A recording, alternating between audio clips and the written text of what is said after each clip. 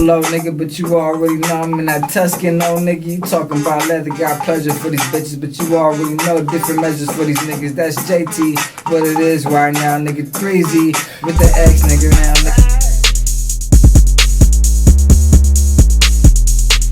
What's goody, ma? Welcome to the Homies Podcast. I'm your host, Ellis, and we back again with another fire-ass show, man. This week I got two dope-ass hip-hop artists, my homie, y'all homie, the homie Towns and Hakeem. What's up with it, Pippins? What's good with y'all, man? How y'all doing, man? Doing good, man. That's good. Good morning. Yeah, man, I appreciate y'all for stopping over again. Y'all coming back. Y'all fucking with us, chopping it up with us again. I appreciate that, man. So, first, we gonna get into this shit, because, you know what I mean, we got a lot of shit to cover today. So, first, I just want to ask y'all, like, what got y'all into music, and what made y'all, like, decide, like, yo, this is the shit that I want to do, like, for my career?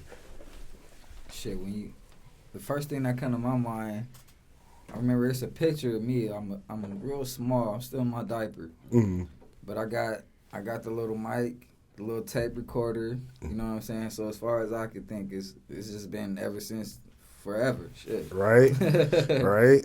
What about you? Did you have is it like a minute, or was it the same time frame? Nah, you know, of course I did it just because it was a lot of kid groups and stuff like that, and so the town enjoyed just rapping and stuff like that, so I would just do it with them for fun, but I didn't really want to do this shit probably until, you know, town was like, to me, the hardest rapper, you know what I'm saying? Like, once he started becoming somebody, I was just like, yo, ain't nobody messing with him.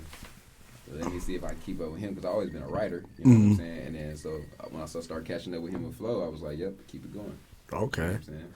Okay. And that's kind of dope, because that falls into my next question of what I have for y'all. Like, what was y'all major musical influences, like, growing up and now? So, obviously, like you said, Taz was one of your influences. Yeah, like definitely a huge influence, you know what I'm saying? Because he really set the bar for what I thought was good music, because he was the one that actually went out and listened to other people and stuff like that. We grew up, you know, listening to who my mom introduced us to, DJ Quick, Snoop, you know what I'm saying? Just the early, you know, Ice Cube, of course. My pops used to know Dre and them, so, you know, he used to always push that on us as well. So it was just all this, you know, my dad's from Compton, we from Long Beach.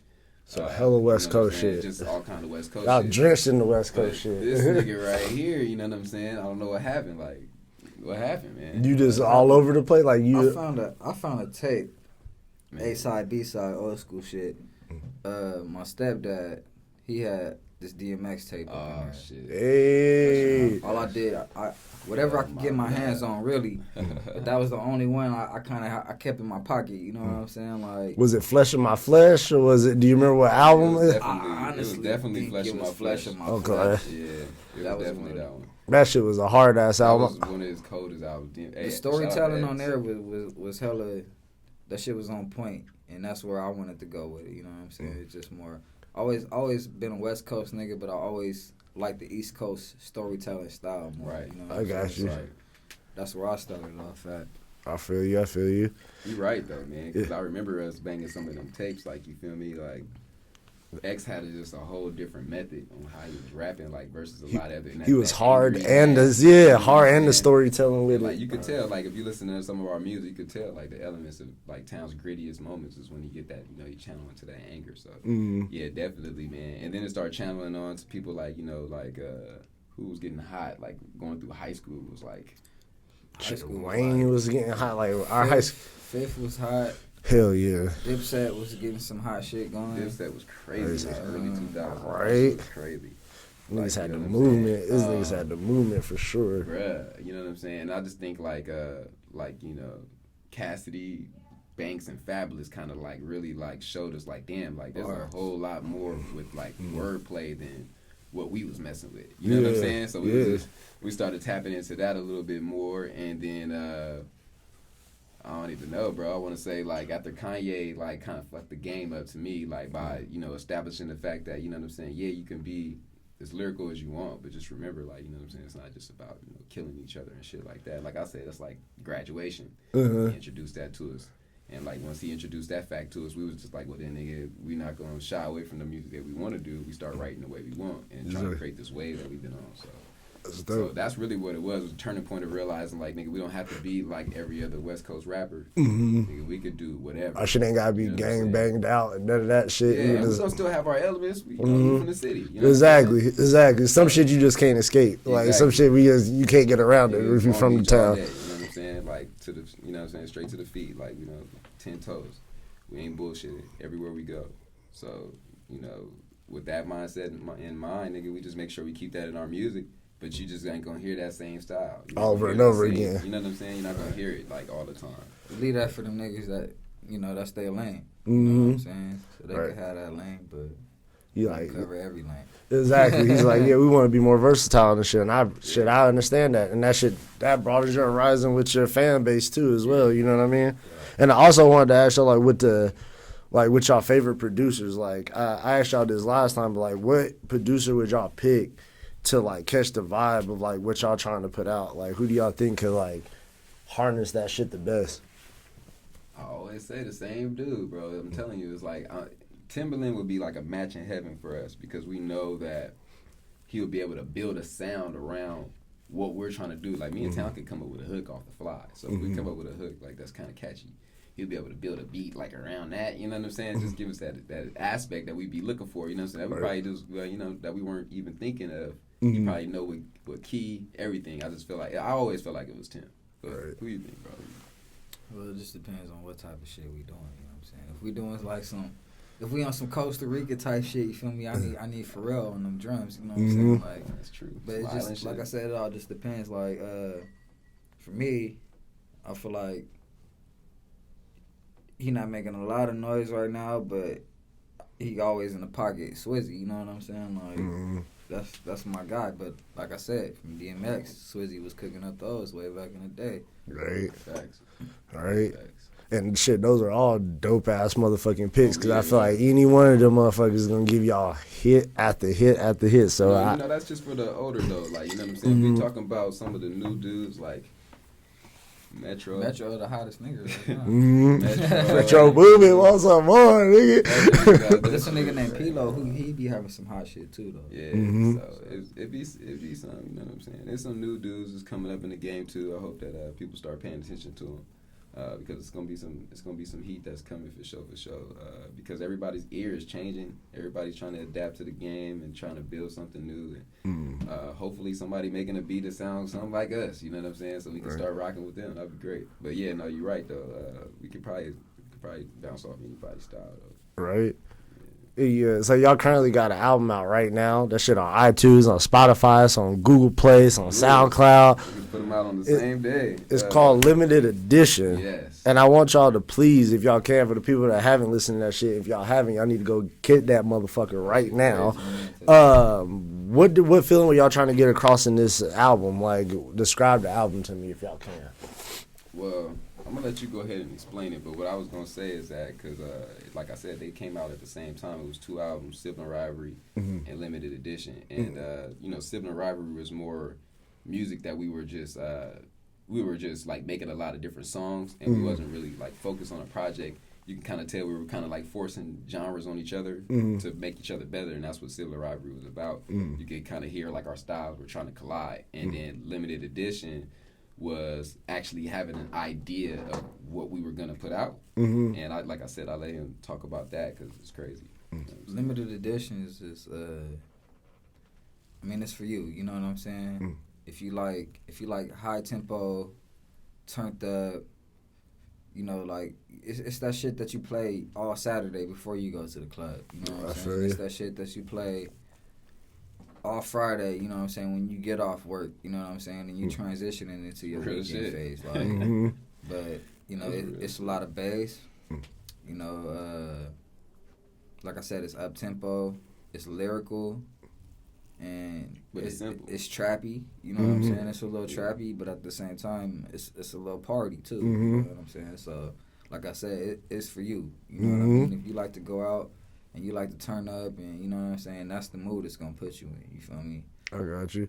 And who the fuck don't like doing that from time to time again and shit. So like you said, that shit is for everybody who don't like having a good time, who don't like partying. So this is more of like, hey, my nigga, this is a feel good, put your hair down, shake the dreads type motherfucking album. Like, okay. Like I said, and I can fuck with that. Like I said, and going into y'all next one's coming out, because y'all got a new EP coming out, the Mayhem EP, correct? Yeah.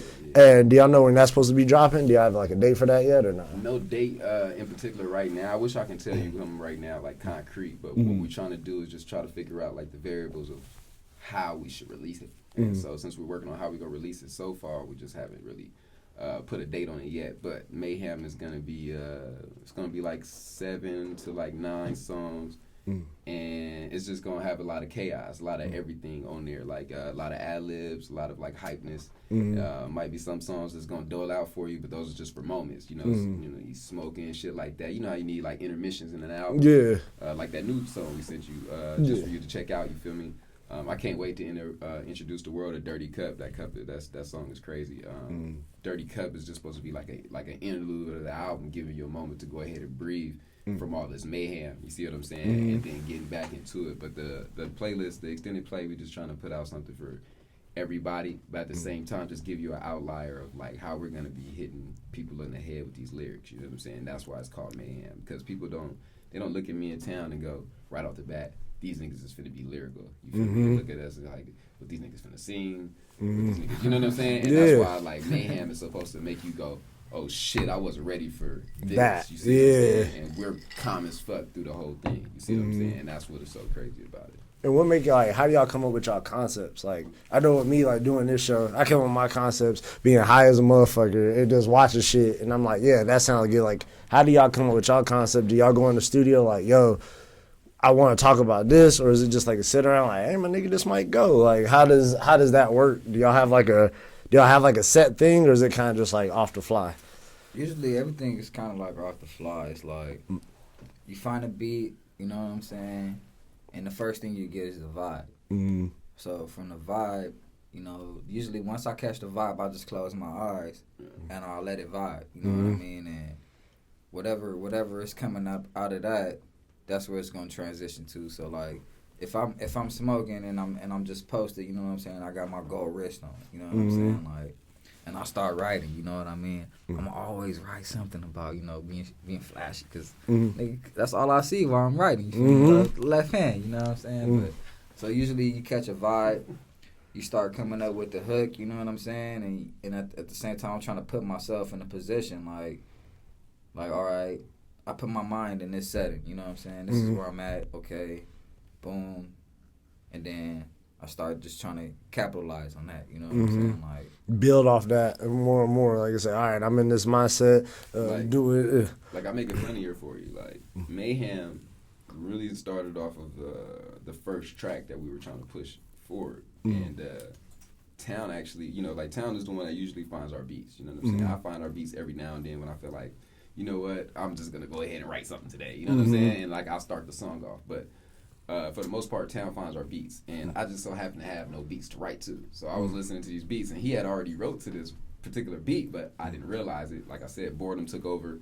I'm just listening to beats. And then, I found this beat and that we had on the computer, and I'm like, you know, not thinking about whose beat it is or nothing. I'm just like, this shit slaps, and I'm like, it's in my feeling. You know what I'm saying? Like, I need this vibe right here. Like, you know what I'm saying? So I just started writing to it. So when I wrote Mayhem, it was just like, it's unapologetic when you listen to it, when you listen to Mayhem. You know what I'm saying? All that shit is, basically, when you hear the hook of it, I'm talking about basically, like, you either gonna fuck with this or you won't. Like, right off the jump. Like, you know what I'm saying? Like, that's what it, like, you know what I'm saying? It's gonna catch people quick. You so don't know. I shared with him, you know what I'm saying? And this nigga's like, that's my beat. Like, you know what I'm saying? And I'm just like, you feel me? And I'm just laughing because I'm just like, yo, I didn't even know, like, you know, that was your beat. You feel me? So, but that's dope. That just show kind of how, like, in tune y'all are with shit, too, and how, like, getting down is like, oh, nigga, I didn't even know you were fucking with that, but I fuck with it, too. I changed the concept because, like, the... 360, two way different concepts. Yeah, because my shit was more on some, like, where I was thinking that I was like, okay, I don't know if you heard the song Mayhem, but when I hear the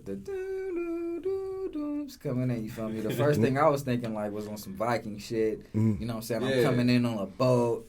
I was just born. This is what I was thinking. I was just born. You feel me? Everybody passed me around the whole village type shit. You know what I mean? You know what I'm saying? To get a whatever praises, graces, whatever. You know what I'm saying? And it was talking about basically like a village raising a boy to be the king. You know what I'm saying? Like.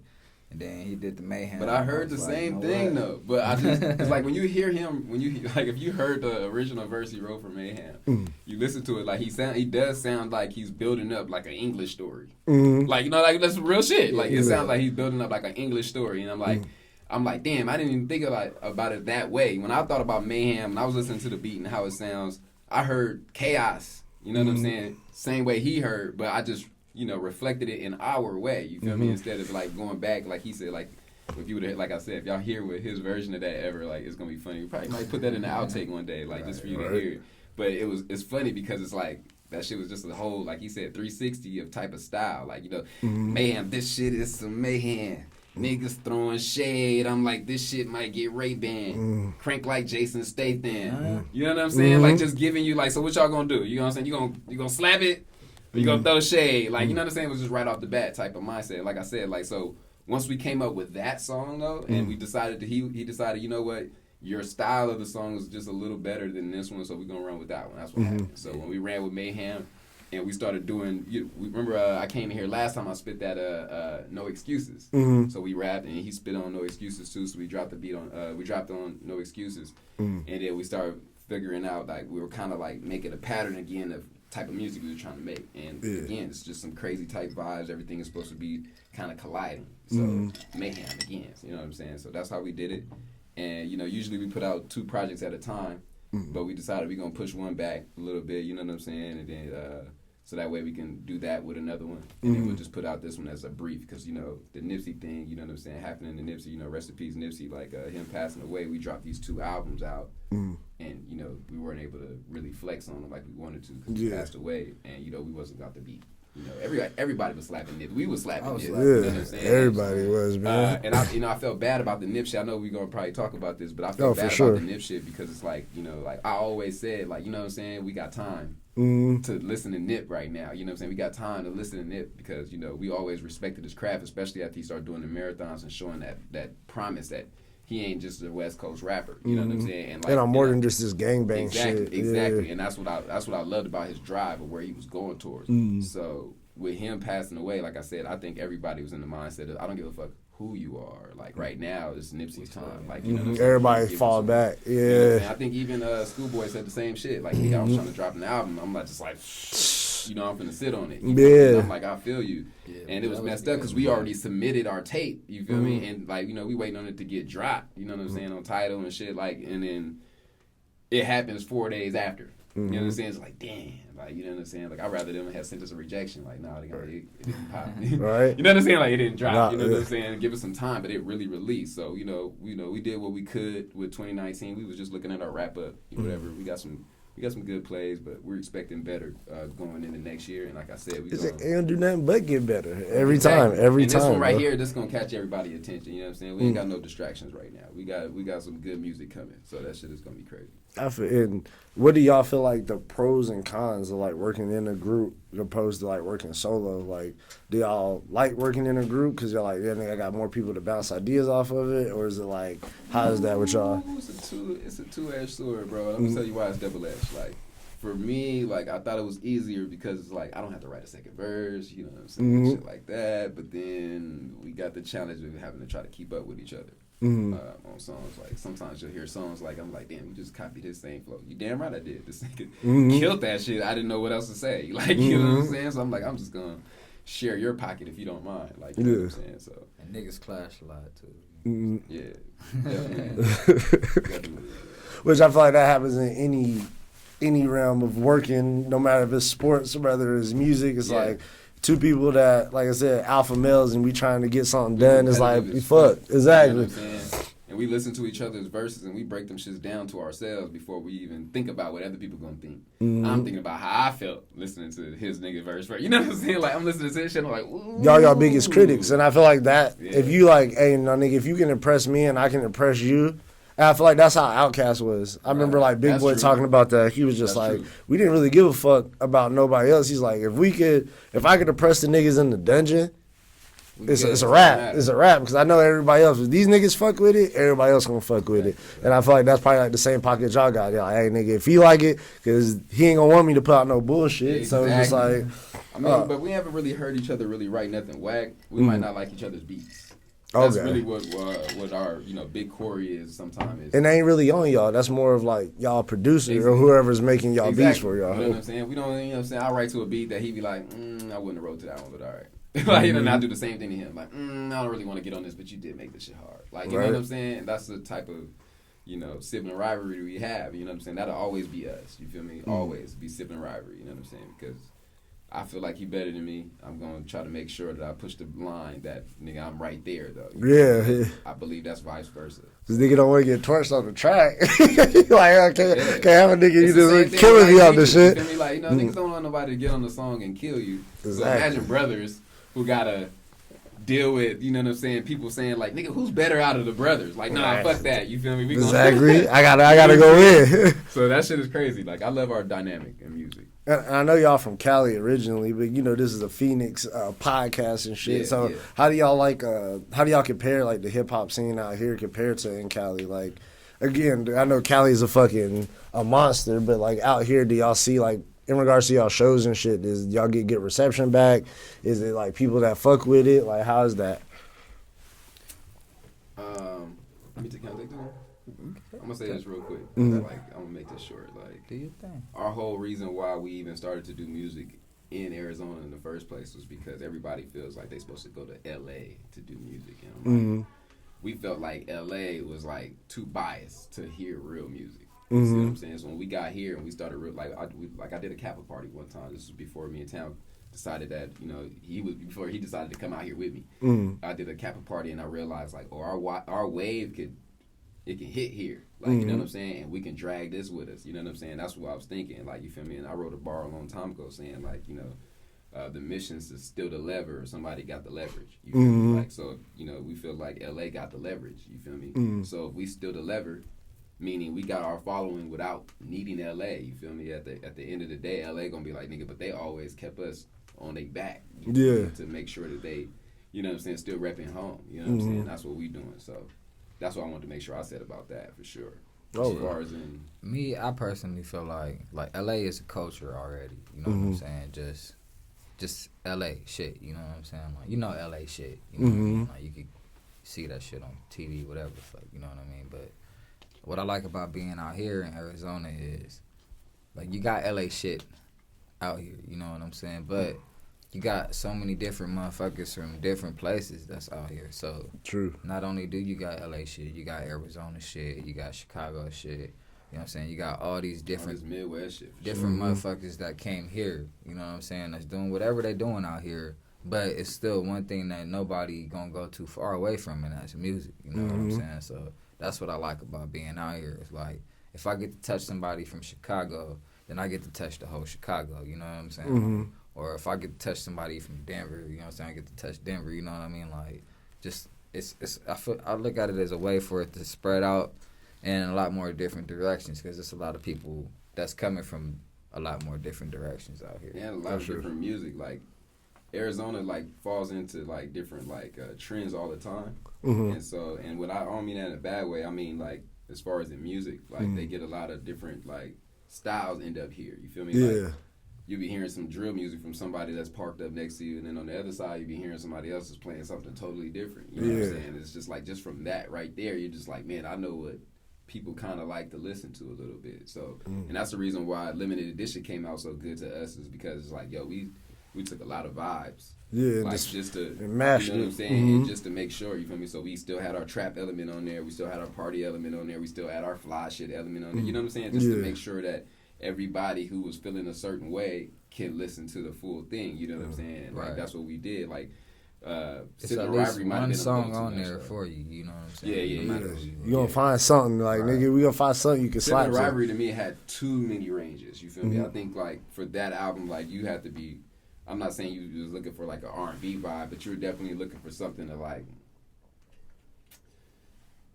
maybe you doing homework. Yeah. You know what I'm saying? That's what you want to listen to Sibling Rivalry to, or some shit like that. Maybe you're just working, you feel me? You just need a playlist that's just gonna get you through the whole thing. You feel me? That's what Sibling Rivalry was. Limited edition, like Town said, it was really built for the ear. Like, you know what I'm saying? For wherever you're going. You're on the freeway, you driving home, you smoking. I got you. You know what I'm saying? All it covered all type of events.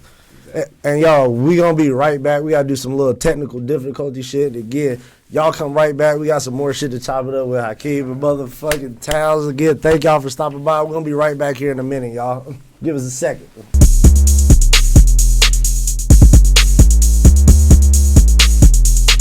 Yo, we back again, the Homies Podcast, man. Got Threezy and I got the homie Towns here. Again, we getting back into some more topics and shit. So where we left off at, I wanted to ask y'all too with in the game. I know there's a lot of people, like I said, in the game, like that go different routes from like the independent to the major labels and shit. Right. You know what I mean? Like you got motherfuckers like Currency and Master P, like, nah, nigga, we're gonna do independent. You got a lot of other motherfuckers, Drake, whatever, like I'm gonna do the major route. Being that it gives y'all black artists, and again, I know y'all done seen many of movies and shit where black artists is getting fucked, you don't get shit.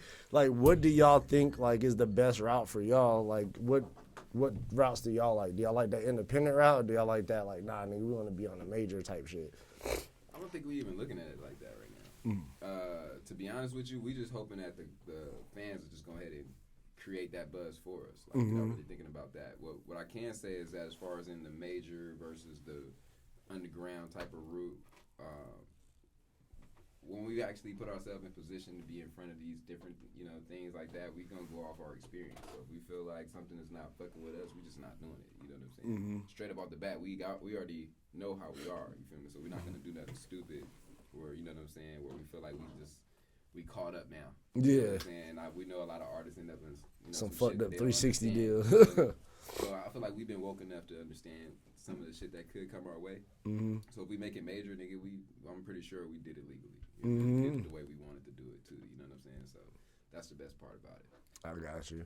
And I'm about to say would y'all like a major label just because y'all know y'all can have that push behind y'all? Like that's why I hear like I was watching Nori. Shout out to Nori and shout out to Drink Champs.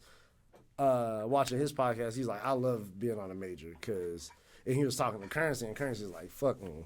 But he's like, I like that major push. I like not having to advertise all my shit and do all like, nah, them niggas do that. They get all that shit ready. We want a team. That's what we want. We trying to build a team so that way we can just do that ourselves. Obviously, with bigger outlets, that would be great. Again, we're not. You care about the fan. Yeah, you know what I'm saying? We're not falling on consequence. We're falling on what we know. You know what I'm saying? What we know, what we can do ourselves is that if we build enough, fan base, they'll help us get the shit trickled out. You know what I'm saying? That's true. That's what we're trying to do. So if we feel like any other thing came our way, it's because we did the groundwork first. Got you. And that's, I feel like, what most motherfuckers, especially majors, are looking for anyway, which is like weird. I feel like most people that sign majors, like, nigga, you're already popping. Before, you really don't even need these niggas like that. Right. They did the major thing just to, you know what I'm saying, to make their jobs easier on themselves. You see what I'm saying? Yeah, I already made the money. Matter of fact, shit, y'all can't even talk to me 360. I got the money. So now it's just y'all trying to mess with me because y'all want some money. Exactly. That's the type of leverage that you want to have. You know what I'm saying? You getting away from the whole, major, like, oh, we own you shit. To, some Jay-Z shit, nigga, y'all need us. Exactly. And that's what we want to do. That's what we want. I feel y'all. And this shit is good, bro. So shout out to the drink, nigga. I even drink like that. Niggas whipped up these dope ass drinks. Them Kentucky Mules, nigga got them sipping on it today. 5 sips every time. Yeah, I'm glad y'all like them shits. I whipped it up on y'all real quick one time. And I was gonna ask y'all, do y'all see even major labels being around in the next like 15, 20 years? Like, do y'all see like, I don't know why I just feel like that shit, like with the streaming and all that, I just feel like them niggas ain't gonna be around that like a long time. You gotta understand, man, it'll always be a big brother. Because it's always gonna be somebody that's desperate and wanna get on the fast track instead of putting in the grind and the work, you know what I'm saying? Like me, I've been signed to a 360 before, you know what I'm saying? Like a little small label called ASAP, whatever, media group. But just being on there got me to learn a lot of the business aspect as far as the contract.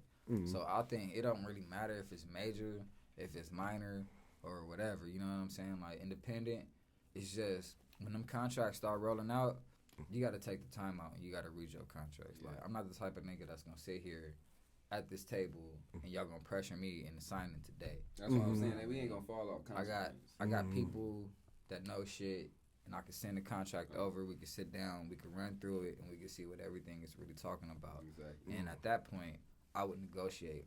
We would negotiate our contract. You know what I'm saying? Versus, we don't like this. We like this. Right. Yeah. We don't like these percentages. We don't like, you know what I'm saying? That's why Nips was the smartest nigga to do it, because since he never sold an album on a mainstream level, you know what I'm saying? He did all of his shit out of his back pocket, you know what I'm saying? Whatever he charged for it, they could never put a mainstream like number on him. You know what I'm saying? Like, there is no way they can forecast his sales, you know what I mean? Because his sales wasn't, as far as like, it wasn't label criteria, you know what I mean? It was independent criteria. So at the end of the day, at the end of the day, there was no way they could say, oh, well, this is how much you're worth, or this is how much you're gonna sell, so this is how much we're gonna give you, you know what I mean? Like, he already had that shit down to pretty much a science.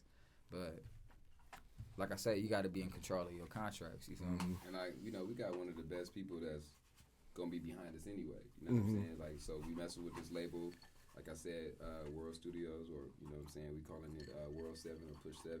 And then of course we got Baby D. You know what I'm saying? And Baby shout D out Baby D. Shout out to Baby D. And Baby D is always gonna make sure that we lace. You know what I'm saying? He's gonna be reading through contracts and stuff like that. So when we talk about like the harm part, we're not really worried about what the game tell us. We just gonna take these strides, and where people gonna want to shake our hands or rub shoulders with us. And once that happens with us, you feel me? If we feel like those vibes ain't right, we're not going. You know what I'm saying? Straight up. We already don't do strip clubs. We already don't do. You go where you celebrate it, not tolerate it. Right. You know what I'm saying? We already don't do a lot of shit. You feel me? Like we barely post on our social media because we so fucking busy. You know what I'm saying? Like, we just busy all the time. You know what I'm saying? We just, man, I'm moving and this nigga working, and we both just trying to make it work at the same time. You know what I'm saying? So when we collide, we got bars.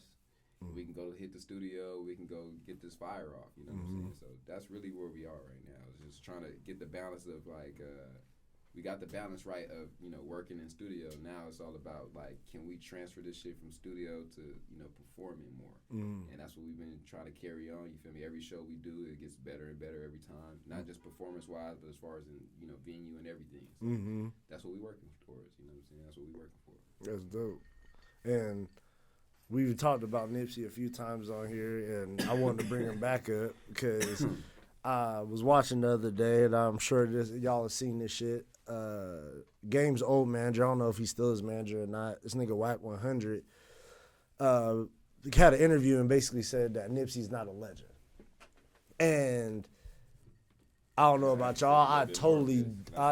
You go just sip away, because like I totally disagree with that shit. Oh, totally. And the way that he was saying, he was like, yeah, man, what was like Nipsey's album sales? What was this? And to me, I feel like that shit doesn't make a difference when you're talking about a legend. It's like, nigga, what impact did you have on people? Who was he comparing him to? He wasn't comparing him to anybody. He was comparing him to Game. Yeah, and even Game, I was talking to the homie about that shit. I was just like, maybe you a West Coast legend, but for me, you're not a legend like that. Right. But again, I'm not from the West. Yeah, I'm not from the West Coast, so I don't want niggas like, nah, nigga, it was like, nah, like, and if Game stopped making music today, I wouldn't give a fuck. That's just me personally. Right. And again, this is not no diss to Game. No, not at all. Like that Born to Rap, even that shit was straight. It's just like, I don't feel like you a legend like that. So I know that Nipsey's death like impacted y'all work as well as y'all personal life. Like, I just wanted to like talk to y'all about that. Like, how do y'all feel about that legend comment, and also like how did Nip like impact y'all like in regards to y'all business and as well as your music and shit and what y'all doing? He entitled to his opinion. Mm-hmm. You know what I'm saying? Yeah. If he thinks that Nipsey not a legend, like to us, I could say that as soon as we're here in Arizona, my nigga, and the fact that he died, and you can feel the waves of emotion from there. You know what I'm saying? Like, you could feel that shit. It was like in the air. Like, you feel me? This is like our generation's Tupac.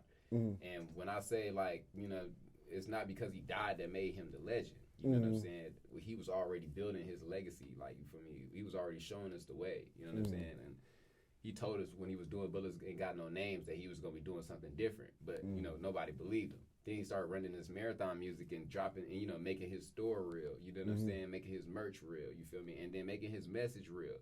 That's what it was all about. You feel me? Just like YG, always salute him for helping him realize, like, nigga, there's snakes in the game, so make sure you get your own money first. It's the same shit. Like, that very mindset right there is where what makes him a legend. You know what I'm saying? Like, I'm not. This is, again, it's not no shot the game. Like, he kind of had it easy. You know what I'm saying? As far as it, like, how he got in the game. You know what I'm saying? You already was vibing with Dre. And you know what I'm saying? Then you link up with the hottest group right now in the shit. And Dre said, you know, the best thing for you right now is to help GUnit stretch. You feel me? Like, all the way across the states. Like, because that's what he did. We would have, West Coast, we probably would have never really listened to, like, a lot of like GUnit. If Game wasn't fucking, like, really fucking shit up at the time. You feel me? So his shit was starting to get pushed, and, you know, Game's like, and that's what makes Game to me a legend is because of the fact that once he joined GUnit, he was able to stretch them. Like, you know, we was able to listen to some music that we wouldn't have never heard. Like, you feel me? And this is just being real. Like, he connecting the coasts and shit. You know what I'm saying? Like, he was putting out tapes and shit. Niggas is like, what the fuck is this? Oh, this is Game shit? Oh, Game's on here with GUnit? Oh, shit, he's with GUnit. Oh, shit, this shit is crazy. You know, that was how we was feeling. You know what I'm saying? And that's why I'm like, you got to give it up to him as far as in that. But his track record as far as in where Nip was at was just a whole different mindset. You feel me? It was just a different mindset altogether. And that's what it was more for me. It was more like his message and what he left behind was bigger than his music. You feel me? Like, Nip ain't the most like. He wasn't the most lyrical. He left a lifestyle for you, bro. Like, you know what I'm saying? Something that you can pick up. And you can love your neighbor, bro. Like, you know what I'm saying? It don't matter what hood they from. It don't matter what color flag they wearing. You know what I'm saying? Like, so, like, for a nigga to even, first of all, I don't ever hear nobody saying Pimp C wasn't a legend. You know what I'm saying? That's a problem we have in the West Coast. It's not enough love, my nigga. Like, why you want to throw shade on somebody that's not even here no more? You know what I'm saying? Like, you want to say he not a legend. Why? Because you're not a legend, my nigga. You know what I'm saying? Because your name is Whack 100, nigga. Your comment is whack, bro. You feel me? Like, your artist that you put out never made it on a scale as far as my guy. You know what I'm saying? Who could sell albums for $1,000, my nigga? You know what I mean? And people buying those. You feel me? Like, who's doing that, bro? So if you want to say that's not a legend, my nigga. And those albums was hard. When the impact of the music. Who knows who the fuck knows who Whack 100 really is, my nigga, outside of the States, my nigga. You feel me? Now, outside of the States, who really knows who Nip is, my nigga? On a worldwide basis, he touched a lot of people, not just with music, but with influence, with positivity, bro, like with, you know, letting you know you can own your own business, you know what I'm saying? You don't have to be a rapper, you don't have to be a ball player, you know what I'm saying? You can own your own business and you can do things on a different type of scale, you know what I'm saying? He was giving us the Black Panther back mindset type shit. If you think about how they were saying to, you know, take your neighborhood back. You know what I'm saying? That's what buy the neighborhood, my nigga. Exactly. What Jay said. What these niggas do with their money, bro. You feel me? Niggas just say stupid ass shit on platforms that they have to get attention and try to get views and likes because that's how they make their money, and that shit is lame as fuck to me, my nigga. You're not a real one, my nigga. You feel me? Like, you're not a real one for that, bro. Like, so to Whack 100, I don't give a fuck if niggas cut it, delete it, whatever, my nigga. But you should fall back off of that, my nigga. Being a hater, I don't think it really suits you, bro. You know what I'm saying? Real shit. Because Nip is definitely a legend. Yeah. You know what I'm saying? Like, again, it's definitely solidified him being a legend. He was already working up a legacy that I can say clearly, like, there's not too many people that came out and say, like, nigga, I was making waves. At 33 years old. Straight out of L.A. You feel me? As an independent artist, you know what I'm saying? You feel me? No major behind me, cuz, and I'm still out here just killing shit. He had all the times to sign, too. They tried to sign him a bunch of times. But he knew it's like, you know your worth. Yeah, I know, like, nah, my nigga, that's chump change compared to what I'm trying to get to and get. Right. And that's another reason I fuck with Nip, because I grew up listening to around gangbang shit. I know motherfuckers that do that, and that's kind of why, like, I fuck with Game. Like, Game's first two albums is classic, but I don't fuck with you being 40 years old, bro, and you still talking about banging and shooting niggas. I'm gonna pull up and be, it's like, all right, my nigga, like, that's cool. I mean, lifestyle. Yeah, that's cool, but it's like, and it's not even your lifestyle. That's the other reason. Out there. And that's the kind of problem. I'm like, bro, you rich as fuck, and you live in Calabasas, my nigga. You're not you're not on that shit no more. You know what I mean? To me, if you are on that shit, that just shows me further how retarded you are. Because niggas that are really from that, nah, nigga, that's why I'm gonna go to the hills. I ain't trying to be around none of that because I know. That's your life goal. If you live in the hood. It's the same thing with Nipsey. Your goal is to get out of the hood, my nigga. You know what I'm saying? Like, you want to get on that basketball court, not to play basketball. That's not your first, you know what I'm saying? It's like no, basketball was first. Family was so bad, bro. Family like, was when you would realize, like, I want to get out of this situation. Your ticket, bro. You look at it as your ticket. Like, this is my ticket of pulling me and my people out of poverty, the struggle, whatever it is. You know what I'm saying? Nobody wants to live in the struggle, bro. Like, and if you are saying that you're that guy that wants to live in the struggle, bro, then you just got too attached to the block, my nigga. You know what I'm saying? And don't forget that niggas could come evict you off of your block because you don't own the properties, bro. And that's what my nigga is trying to teach niggas. Own the properties. Own the block. Right. And then you can push the block like it's yours, my nigga, because guess what? You own it. It's your investment now. You know what I'm saying? Like, and that's all niggas was saying. It's like, you can stand on this corner all day and you can represent this block. But at the end of the day, it's some white man that can come tell you can't stand on this block no more.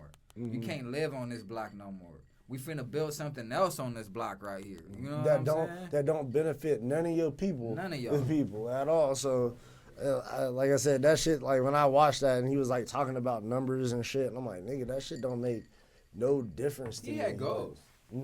Numbers wasn't a thing. He hit the numbers he was trying to hit. Yeah, he hit the numbers, but you sold $1,000 mixtapes. You don't think he had a plan? It's not like I just need how many? Exactly. 100. It's not like he was just That's all he was saying. That's all he was saying to himself. I just need 100 people to buy my shit. That's $100,000. Thank you. Easy.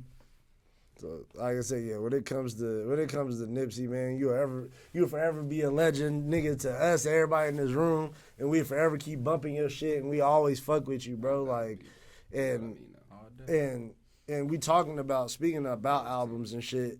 Like, we like a month left, and the decade about to be over. So I was gonna ask y'all, like, what do y'all feel like is the best album of the past decade? Ooh. I know that's hard. I know niggas got kind of 2010 to now, that's a lot of shit. But if y'all can just think real quick, like what album do y'all say, or like even if y'all got a couple under the sleeves, like, man, this shit was for the decade. Me, my Dark Twisted Fantasy comes up. That shit was That was 09 though. I think it was 010. You're right. You're right. So that one. I'm gonna say Forest Hills Drive. Forest Hills Drive, huh? Yeah, that was a good album. I gotta say Forest Hills Drive because, I mean, it all depends on what your ears hear when you listen to music. You know what I'm saying? What I heard was, from the first song on there, I heard a game changer. That nigga Cole killed that. It was like, do you want to be happy? Do you want to be free? You know what I'm saying? And I looked at it as from a label point, from a deal point. You know what I'm saying? Like, so it was a lot of shit that was dropped on that album that was for the creators. And as far as like, just be careful. You know what I'm saying? That's why I looked at Forest Hills Drive. Be careful of the things that you want, because if you just want to be happy, I feel like he was saying money ain't gonna make you happy. You know what I'm saying? Go do the things that you love to do, and that's what's gonna make you happy. You know what I mean? Like, but that one touched me personally. You feel me? Good Kid, Mad City. Good Kid, Mad City that was a fucking awesome album, bro. Like, Pimper Butterfly, Kendrick's all his shit has been dropped that shit came out in 2012. The Pimper Butterfly was like 2014, 15, and then damn. So I agree with him on the Forest Hills Drive. I personally fuck with Good Kid, Mad City more. I was trying to think about, to me, on some, and this is gonna be against the grain a little bit because nobody really gives, Drake the chance to say he got the best album of a decade. So I'm gonna give it to him on this one because I always think about like how. Which album? I'm gonna tell you right now. I always think about how I came into this album in the first place was Worst Behavior. You know what I'm saying? But the first time I heard Worst Behavior, I was thinking like, oh shit, like this nigga wrote another one. Like, and it sounded like some shit that me and Town would have did. Like, so when we heard Worst Behavior, I kind of like was like, oh man. Like, first of all, I didn't like started from the bottom because I always felt like he should have gave that song to Wayne. Like, you know what I'm saying? That was just me personally. I was like, he should have gave that song to Wayne. So again, I was like, I'm not even gonna listen to this album. And I just so happened to have been on a Greyhound, you know what I'm saying, on some weird shit. And somebody was like, have you heard the Drake album? I'm like, no. They was like, well, you just need to listen to this song. And I literally was listening to Worst Behavior. It was the first song that I listened to. I think, it's like number 5 or 6 on the song on the album. And I was just like, oh man, this nigga Drake got another one. You know what I'm saying? I said, all right, I gotta listen to this shit. And when you listen to Nothing Was the Same, like I keep telling everybody, I think he meant that literally, like, because this nigga hasn't dropped anything even close to the magic he had on that particular album. You know what I'm saying? I don't know if it was he just tapped into his full Wu-Tang or what the fuck was going on with his life on that particular album. I know that he had the trickle thing that happened between him and Kendrick was around that time and shit too. So I don't know if that was just really the influence. But to me, it was like, because he still don't got one. You know what I'm saying? That they could say, like, and to me, that was his best album, like, ever. You know what I'm saying? So the only reason why I give it to him as far as in that, I got to give him something. Like, for a 10-year decade, I'm going to give him that. I like If You Were Reading This. That shit was hard to read. It's too late. Yeah. It was cool, but what I took away from that was it got leaked that your writers wrote a lot of that shit. And that was literally at the same time. It was a game changer. That was the same time. And you know what I'm saying? And since it happened at the same time, that was the reason why that album to me lost a lot of hype. Just to me. You know what I'm saying? I feel the same way. But other than that, like I said, because when I listen to Views and when I listen to that shit was hard, I didn't like none of those albums. You know what I'm saying? I didn't like Scorpion. I didn't like these albums. I didn't like Scorpion. I didn't like what was it? More Life. I'm like, who is he making music for? Right? I didn't know who he was females making music for. and that live in Calabasas. And I know I get it. You feel me? He didn't know really what he wanted. I feel like he didn't even really know what he wanted to do on Scorpion because he had the shit going on with Pusha. Yeah. And it's like, man, do I put pressure on myself or do I let it go? Like, what do I do? So I always felt like and good thing for him, he dropped really that. Yeah, but he still didn't really know what he wanted to do. Like, you feel me? I still don't think he do. So that's why I say Nothing Was the Same. I think that was probably his best album that he sat there and said, this is gonna be the one, and I'm gonna put my stamp on it. You know what I'm saying? Because I thought Thank Me Later was gonna not Thank Me Later. What was the other? Take Care was gonna be that one. Which one? So the one you talking about, is that the one with the sky in the background? Yeah, and it's just like his head and shit. Yeah. I like the intro. And I was gonna ask y'all too.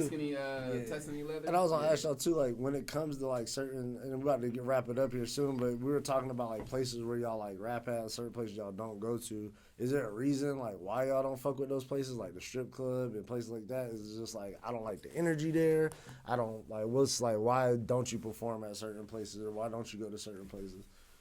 For me, in the beginning, it started off with my dad taking me to a bachelor party. You know what I'm saying? And I'm just like, it's like we're like 100 deep.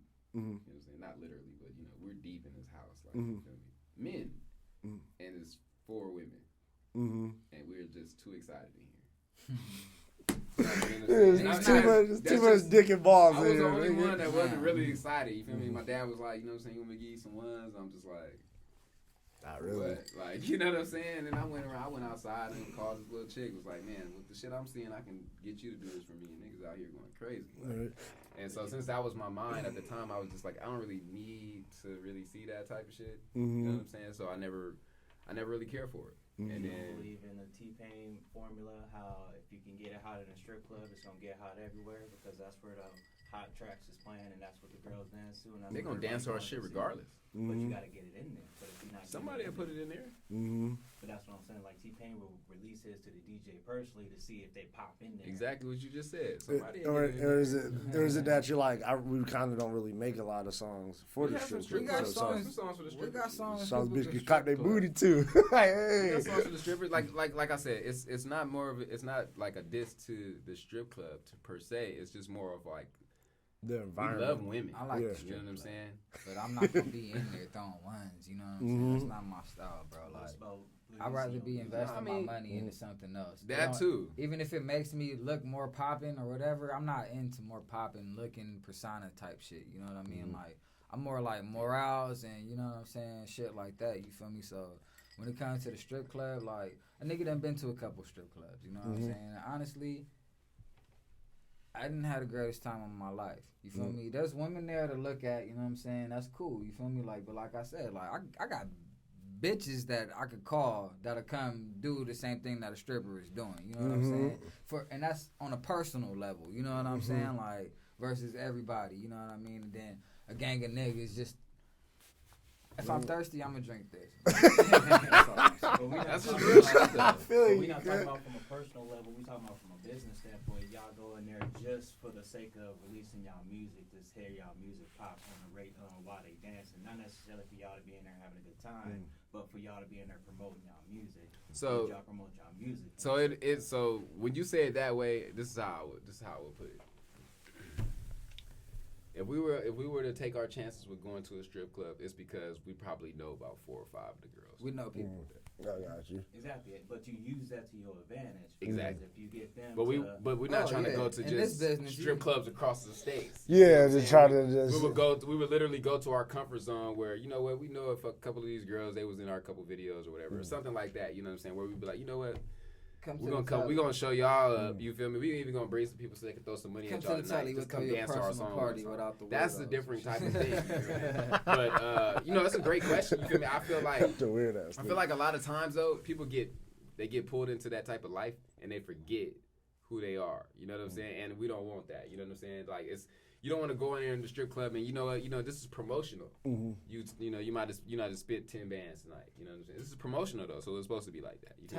And then all of a sudden, right? It should be shit. And all of a sudden, you know what I'm saying? You catch yourself. You know what I'm saying? The homies like, man, y'all had it lit. I'm telling you, y'all should come again with the whoop, and then you doing it again, but this not promotional this time. This is your money. You know what I'm saying? And so, going back to his point, like you were saying, like I feel like also too when it comes to certain artists, depending on where you at, it makes a difference. Yeah. Like, if you a 2 Chainz and you in Atlanta, your shit gotta pop in the strip club because this is like one of the home of the strip clubs. You feel me? But if you from Midwest or probably New York, that shit probably ain't as important. And to be honest with you, we probably not really aiming. We're not aiming for an ass shaker in for Atlanta. We aiming for some ass shakers for Vegas. Like, you know what I'm saying? Like, that way we get played in some strip clubs on this side. You know what I'm saying? Like, you feel me? So that way if the South girls get into it one day, whatever, that's great. But we're not really aiming for it. You know what I'm saying? I don't know if y'all know what I mean by that. You feel me? Like, of course we want you to shake some ass. But we ain't going in there like, nigga, we need to make a song about ass shaking. Exactly. That's why I say that. It got to be in Vegas. If we got to go to the strip club and we got to do the video, that's all business, you know what I'm saying? Yeah. That's not. Yeah. But, you know what I'm saying? That's not even our genre. I'm not finna be wasting a lot of time. I'm not even going to waste. This is the type of niggas that me and Threat is going to be different niggas in the game. This is what I'm saying. Like, most niggas, okay, you go do your venue, okay, you go do a club afterwards. I don't want to go to the club afterwards. I want to go back to the hotel or I want to go to whatever studio is in that city so I can work. You know what I'm saying? I don't want to be wasting my time. That's how niggas will be out there getting robbed. You know what I'm saying? You getting too faded. You out here, you having too much fun, my nigga. You forgot. You need to be working. You on the Lil Wayne method. Like, I'm working on my next one, bro. How Wayne was like, nigga, if I go to the club, I was paid to be go there. Thank you. He's like, nigga, I got a nice house. I can go to my own shit. So I feel that. I will be in the club when they're paying us to come to the club. Other than that, I'm doing my venue and I'm keeping it moving because I got to move how I move. You know what I'm saying? Like, I can't be moving how everybody else is moving because it seems a certain way or whatever. You know what I mean? Like, it's just like it's 2 ways to go about this. I see. Like, you could be on a broad aspect where everything you do is live, but me, I'm more of an exclusive type person to where it's like when I give you me, everybody's gonna tune in because I'm not giving you me all the time. You know what I'm saying? Like, so. What the fuck is this nigga doing? He finally done went live. You know, I've been waiting for this nigga to go live for 2 weeks. What the fuck is he doing? Right. You know what I'm saying? And when I do go live, I'm doing some type of educational shit to empower my people. You know what I'm saying? Or I'm showing them, you know, what we doing, what we moving, who we finna meet with, and why we finna meet with these people. You know what I'm saying? Like, me and Threat, we want to open up our own apartment complex with a basketball facility, with a, you know what I'm saying, all of that shit included in it so that a studio, the family can come. You feel me? And y'all don't have to all you gotta do is live, bro. And guess what? You don't have to pay your rent. You take your money and you spend that money on the things that you are truly love to do. You know what I'm saying? Because it's not enough people that get to do what they really want to do. And they don't have the time or they don't have the money because they dedicated to this, and that. You know what I'm saying? So that's like if I had the money, you know what I'm saying? I'm not finna go buy the fucking Bugatti, nigga. I'm gonna go buy the apartment. You know what I'm saying? That's what we always been talking about. Like it's just that niggas Nipsey, is moving different. That Nipsey mentality. That Nipsey mentality. It's crazy bro. because it's like before Nipsey even had this mentality to share. This is what this me the and shit him we been talking about for years. And that's why we got so much breaking respect the so-called generational curse that they say that black people have. It's all about creating generational wealth. Like this shit, bro. You know what I'm saying? Right. This shit. I didn't buy that shit, bro. Everything I love. I was like, damn, I want a chain so bad, bro. And this was all week, you feel me? Just thinking about, like, I'm about to get a chain. I go check my mailbox, nigga, this motherfucking chain is in there, bro. That's not even I put it on. I wear it for like a week. I give it to my little brother. I don't want this fucking chain, bro. I got it back because I've been wearing this motherfucker. I'm not gonna lie. It's icy. It's chunky, you know. It's like it's mine. But at the end of the day, I know if I would have spent the money on this chain, I would have probably sold the shit to get my money back. You know what I'm saying? Because I thought I wanted a chain, my nigga. Because everybody else had a fucking chain. No, you got it. Now that I got the chain, it don't mean shit to me, bro. You can keep the chain if you want to right now. I don't give a fuck. It's the only thing I really cared about. Yeah, the wrist. And this was a more of a I'm rolling into a certain age. It's some grown up and shit. I need some grown up shit. You know what I'm saying? Don't wear a watch, don't care about time. Right, exactly. You feel me? And I want my timepiece to show you how valuable time is to you. You feel me? So my shit gotta be shiny. You right. feel me? It ain't gotta be flashy. It's a plain and chain. if y'all wanna know about the chain, the shit is stainless steel, but it is dipped. So it's dipped in the gold. Right. It's plated. You feel me? It's plated, right? So it's still real gold, but like I said, don't tell no lies. It's whatever, right? Man. You Nixon on the wrist. Shout out to Nixon. It's Nixon on the wrist. Hey, bro. Nixon on the wrist. And man, I appreciate y'all again. We gotta get up out of here because these cameras and shit about to go off. But bro, I appreciate y'all again for stopping by. And before y'all get up out of here, is there anything y'all want to plug? Let the people know where they can find y'all and all that shit. Yo, go find us on IG. That's where we gonna be promoting all our shit. 3ZXTown. Spotify. You know what I'm saying? Yeah, we definitely on Spotify. We definitely on Tidal. We definitely on YouTube. We definitely on Apple Music. Go find us. 3ZXTown. That's all you gotta put in. You're gonna see us put up one word. ThreezyXTown. I'm Threezy. I'm Town. Nigga, we ready. And this is the Homies Podcast, man. And thank y'all again for tuning in with us. Hit the motherfucking subscribe button. Go holler at them. Go listen to that album. Get ready for that Mayhem EP that's coming out. And, bro, hit the subscribe button. Tell a friend. Tell a friend. Tell a local crackhead. Tell everybody, my nigga. Come fuck with us. Holla at us. We love y'all, man. Hit the subscribe button. Homies Podcast. We holler at y'all next week. Peace. Different things on us became the bus. You already know that we came on buses. Cars and everything on us. I don't give a fuck, my nigga. My niggas really all about them bucks, my nigga. You niggas say you spit, but you suck, my nigga. You already know you're a hoe on my nuts, my nigga. Niggas falling back, they calling that. You calm down with all of that. Yeah, you saying that you brawling that. Yeah, I knock it out the park, baseball, in fact. Running my bases and faces, nigga. You already know I'm fresh in them Stacy's, nigga. You already know I'm fresh when I'm laced. My niggas amazing, niggas that can me get the cake. You nigga, I wake, my nigga, I bake, nigga. For goodness sake, you niggas already know that they raking. Talking about paper, I'm talking about leaves. When you talking about leaves, boy, I roll up in my trees. Niggas burning those back, burning those back. I remember wood tips and I was burning those blacks. I had to stop it.